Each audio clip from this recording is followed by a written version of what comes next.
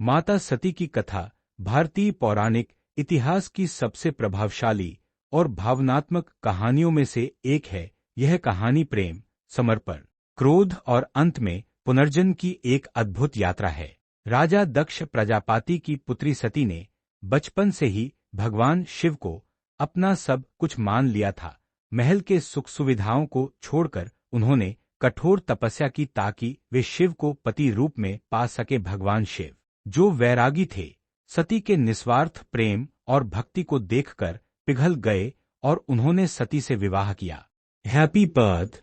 शिव और सती का मिलन ब्रह्मांड का सबसे सुंदर दृश्य था। वैरागी शिव गृहस्थ बने और माता सती कैलाश की शोभा बनी। दोनों का प्रेम अटूट था और कैलाश खुशियों से भर गया। राजा दक्ष भगवान शिव को पसंद नहीं करते थे क्योंकि शिव भस्मधारी, श्मशान निवासी और सांसारिक दिखावे से दूर रहने वाले थे। एक बार दक्ष ने एक भव्य कनखल यज्ञ का आयोजन किया जिसमें उन्होंने सभी देवी देवताओं को बुलाया, लेकिन अपनी पुत्री सती और दामाद शिव को अपमानित करने के लिए निमंत्रण नहीं भेजा। सती को जब इस यज्ञ का पता चला तो उन्होंने सोचा कि पिता के घर जाने के लिए निमंत्रण की क्या आवश्यकता। भगवान शिव ने उन्हें समझाने की कोशिश की कि बिना बुलाए जाने से अपमान हो सकता है, लेकिन सती की मोहमाया और पिता के प्रति प्रेम ने उन्हें वहां जाने पर मजबूर कर दिया।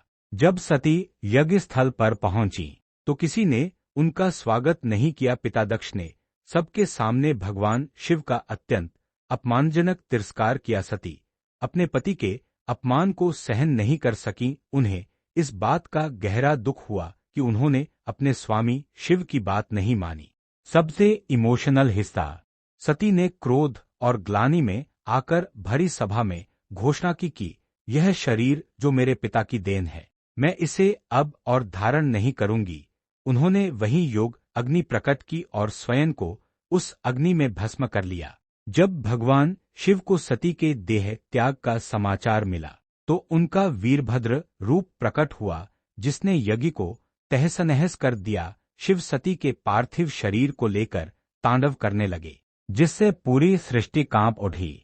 सती का प्रेम अधूरा नहीं रह सकता था। भगवान विष्णु ने अपने सुदर्शन चक्र से सती के शरीर के अंग विभाजित किए जो आज 51 शक्तिपीठ कहलाते हैं, ताकि शिव का मोह कम हो सके और वे पुनः समाधि में जा सके। सती ने अगला जन्म हिमालय राज के घर पार्वती के रूप में लिया। उन्होंने फिर से कठिन तपस्या की और भगवान शिव को पुनः प्राप्त किया। इस बार शिव और पार्वती का मिलन अनंत काल के लिए हुआ, जिसे हम महाशिवरात्रि के रूप में मनाते हैं।